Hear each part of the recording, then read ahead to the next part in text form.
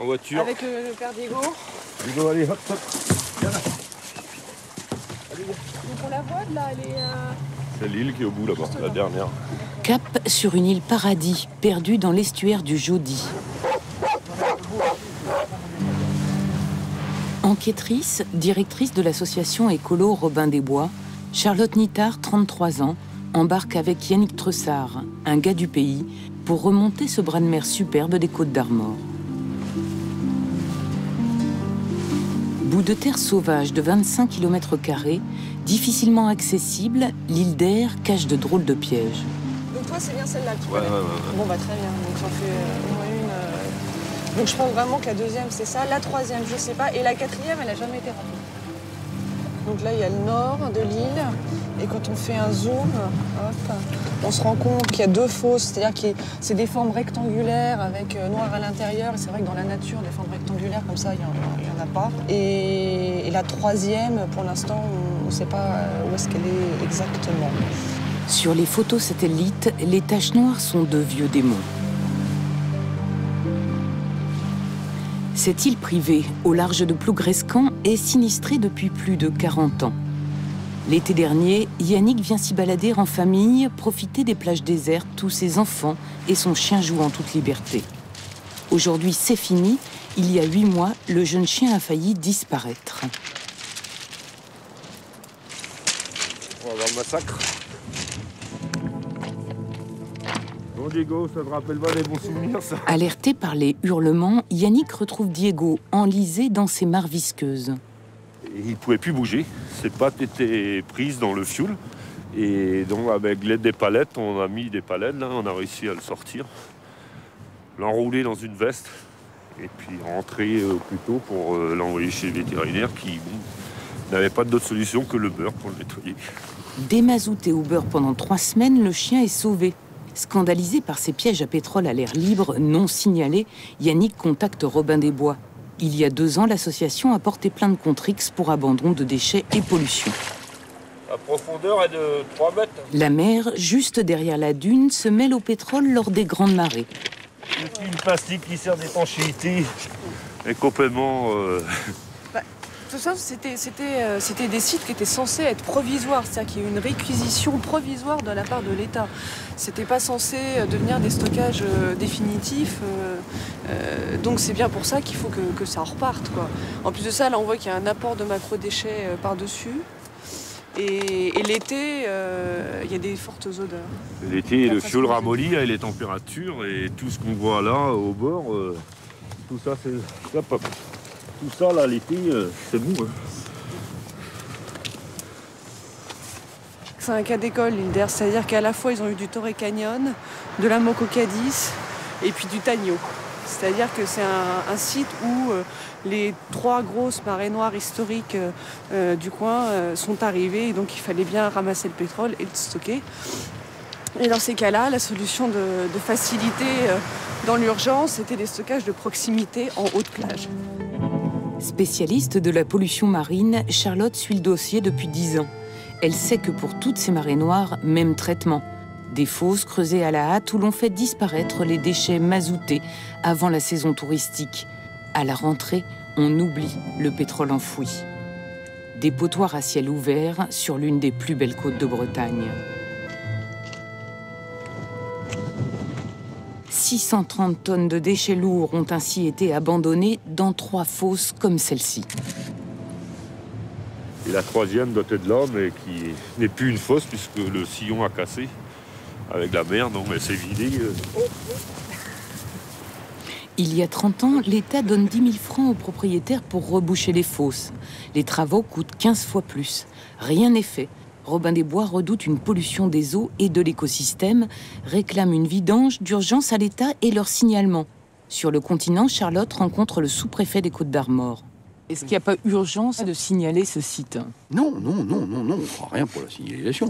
On va pas se mettre à mettre des signalisations dans toutes les propriétés privées sous prétexte qu'il y a une carrière, qu'il y a un étang où les enfants risquent de tomber, ou les chiens aussi. C'est pas... Plein de fioul. Moi, ça me paraît pas... Oui, enfin, plein de fioul, oui, c'est vrai. Encore une fois, je rappelle que la hauteur estimée est de 50 cm. Hein, l'auteur estimé du fioul est de 50 cm. Donc c'est pas non plus la fosse gigantesque, 10 mètres de fond dans lequel on pourrait se noyer, quoi. Parce qu'un enfant peut se noyer dans 30 cm d'eau. Hein, mais... Ouais. Là, c'est quand même assez solide. Hein. Ça dépend, quand il y a la mer qui est rentrée dedans. Bon, non, mais bon, je vous le dis. Pétard. Non, mais Vous êtes infernal, vous? Non, parce qu'on en revient, monsieur. Donc mais oui, mais moi j'y étais aussi plusieurs fois. Je sais très bien. Ouais. Bon. Charlotte cherche à débusquer d'autres stocks. Selon Robin des Bois, les naufrages successifs ont généré 300 000 tonnes de déchets. Des hydrocarbures restés sur place pour la plupart, enterrés dans une multitude de décharges disséminées tout au long du rivage breton. On ne réclame pas que tout de suite ces 70 ou 80 sites soient nettoyés, mais c'est qu'ils soient inventoriés et c'est qu'ils soient surveillés. Et pour certains, les prioritaires, comme l'île d'Air, qui est à ciel ouvert, là par contre, effectivement, qu'ils soient excavés.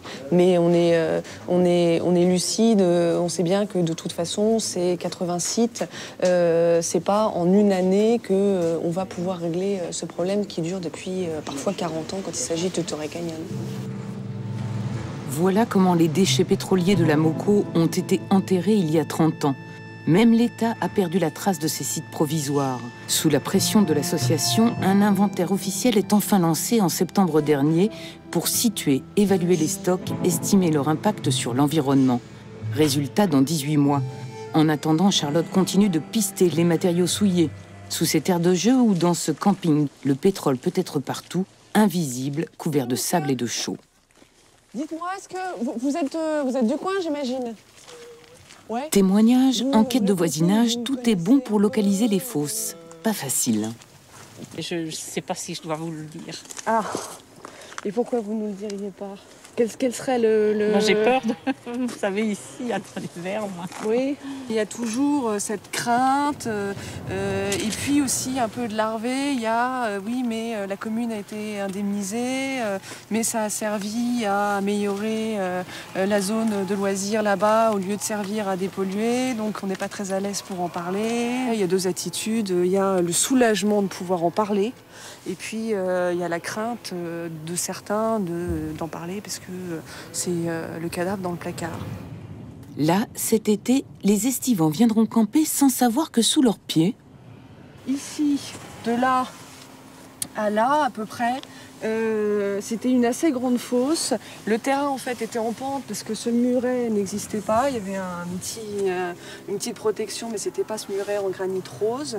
Et par-dessus le pétrole, donc par-dessus la fosse, ont été mis du sable puis des galets. Après, ça a été aplani de manière à pouvoir faire le parking, recouvert un peu de terre végétale. Et donc, sous ces emplacements, il y a des hydrocarbures, majoritairement du Torrey Canyon. Un autre stock serait enfoui à Erquy. Charlotte poursuit son travail de fourmi. Qu'est-ce que vous cherchez exactement? Alors, des traces, une collision qui a eu lieu en face de l'île de Bréa, d'un pétrolier qui s'appelait la Gironde et qui a rejeté à peu près, il y a eu un épandage, une marée noire d'à peu près 2000 tonnes de pétrole. Ah, tenez. Ah voilà, c'est le Gironde. Le Gironde éperonné mardi au large de Bréa est entré hier à Brest avec une énorme brèche dans son flanc droit. Compagnie européenne d'armement, 20 000 au nord de Bréa, brume épaisse. Donc maintenant, on va essayer de suivre la nappe d'hydrocarbures pour voir où est-ce qu'elle arrive. Alors, donc en page de titre, là, le pétrole, donc on est le 26 août, le pétrole en baie de Saint-Brieuc, la nappe a atteint la côte, plus de 5 cm sur la plage de Carroil à Erquy. Là, j'aimerais bien savoir ce qu'ils font, là. Ils creusent une fosse, Non, il ne dit que rien du tout, là. Non. Il ne dit que rien. Donc là, on est le 29. Ouais. Et donc, retour à la normale en baie de Saint-Brieuc. Il y a quand même une indication. Le premier trou dépôt qui avait été creusé près du centre Jean-Nicolas est déjà rempli. Un nouveau dépôt provisoire vient d'être creusé dans le voisinage du premier. D'accord. Ça y est, là. Vous savez. Donc là, il y a quand même une indication. Ouais. Alors par contre... Le centre Jean-Nicolas... Oui, qu'est-ce que le centre Jean-Nicolas et où est-il? Grâce aux indices trouvés aux archives départementales de Saint-Brieuc, à son œil et son nez exercés, Charlotte espère retrouver ce site oublié. Plus le temps passe, plus le passé est difficile à déterrer. Vous n'avez pas mis vos bottes? Non, mais de toute façon, ça venait par camion, donc c'est pas de ce côté-là, parce que là, les camions, ils n'accédaient pas. Donc ça devait vraiment être... ça, c'est la décharge. On nous a dit face à l'ancienne décharge. Alors c'est sûr que ça peut être soit à droite, soit à gauche de l'ancienne décharge, mais ça aurait une certaine logique que ça soit plutôt de l'autre côté.